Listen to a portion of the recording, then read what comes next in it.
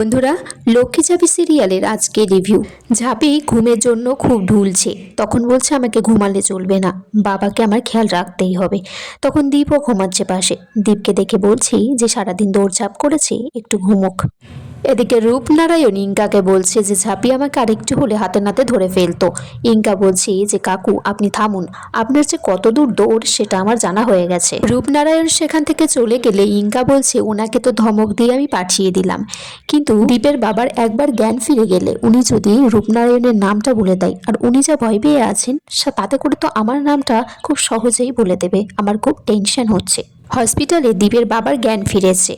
তখন দীপ তার মাকে ফোন করে জানায় যে তার বাবার জ্ঞান ফিরেছে, তাড়াতাড়ি হসপিটালে আসার জন্য।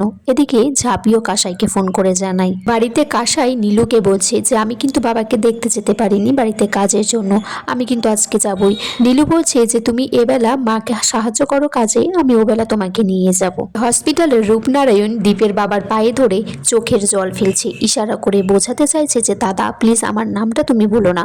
ইঙ্কাও মনে মনে ভাবছে যে হে গড আমার নামটা না বলে দেয়। ঝাঁপি তারপর দীপের বাবার কাছে জানতে চাই যে তোমার এই অবস্থার জন্য কে দায়ী। বিতানও জিজ্ঞেস করে যে মামা তুমি চুপ করে কেন আছো, বলো।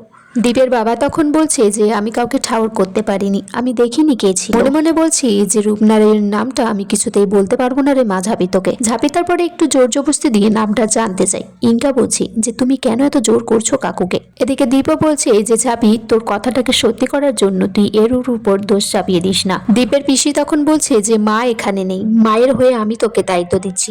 ঝাঁপি দাদাকে কে মারতে চেয়েছিল তুই খুঁজে বার কর। ঝাঁপি তারপর দীপের বাবার পায়ে হাত দিয়ে বলে যে আমি প্রতিজ্ঞা করছি তোমার এই অবস্থা যে করেছি তাকে আমি ঠিক খুঁজে বার করবই। দীপের বাবা হসপিটাল থেকে বাড়ি ফিরে এসেছে।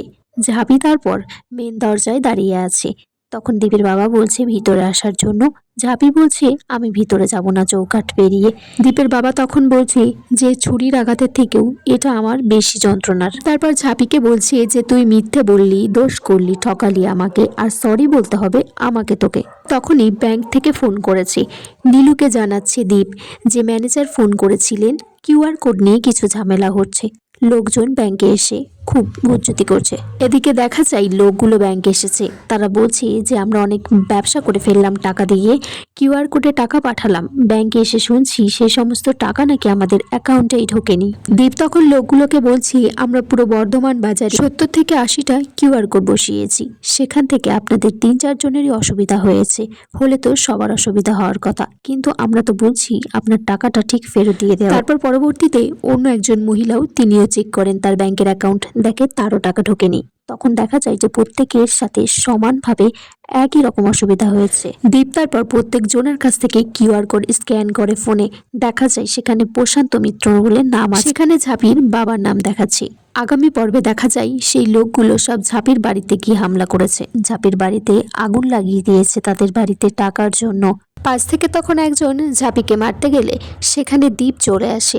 দীপ এসে ঝাঁপিকে বাঁচায়। বন্ধুরা, আজকের পর্ব এই পর্যন্তই ছিল। কমেন্টস করে জানিও কেমন লেগেছে আজকের পর্বটা।